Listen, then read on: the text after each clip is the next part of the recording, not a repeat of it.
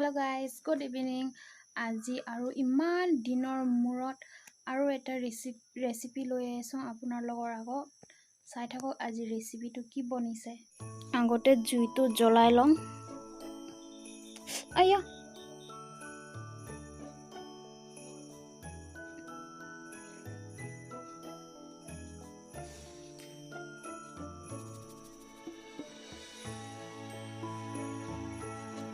জুইতে এনেতো মই জুইতে বেছি ভাগি যাওঁ। জুইটো জ্বলাই লৈছো।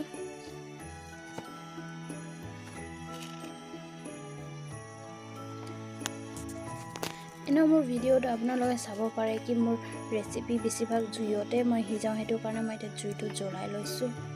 ডিনাৰটো সিজাবলৈ জুইটো জ্বলাই পাৰি প্ৰথমত ভাতটো সিজাই লওঁ, তাৰ পাছতে ৰেচিপিটো দেখাই আছোঁ কি সিজাইছোঁ। এইটো চাব পাৰে কিমান ধুনীয়াকৈ জুই জ্বলি গ'ল। এইটো মই ভাত চৰু পাতি লওঁ, চাব পাৰে ইমান সৰু সৰু মৰম লগা ভাতৰ চৰু লৈ আনিছোঁ 100 টকা এটা দি কিনে। আজি নতুন চৰুত ভাত সিজাইছোঁ। এইফালে ৰচুন, জলকীয়া, আদা খুন্দি লওঁ, সেইটো নিমখ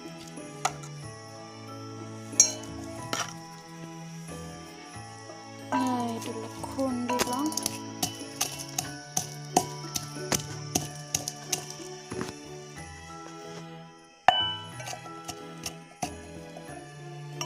হৈ গ'ল।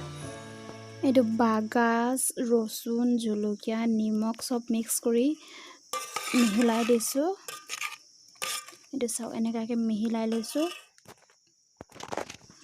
তাৰপাছত ইয়াতে ঢালিম গৰম পানী, ঢালি দিছোঁ।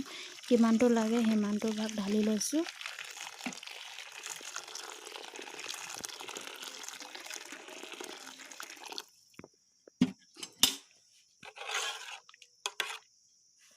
তাৰপাছত পাতি দিম জুইত। ইয়াত বহাই দিলোঁ জুইত। এতিয়া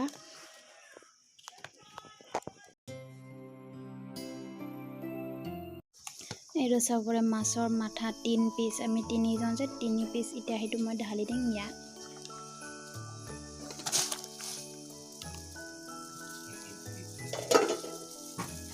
এইটো চাব পাৰে মাথাটো গাবোৰ হ'লে খুন্দা ফ্ৰাই কৰি খাম আৰু।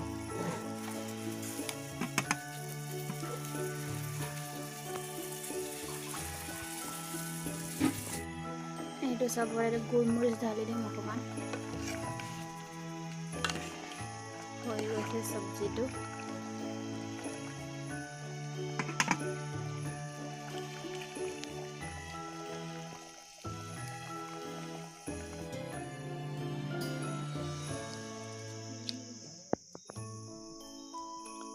তাতে ধনিয়া পাত ঢালি দিছোঁ। চব্জি হৈ গৈছে ৰেডি।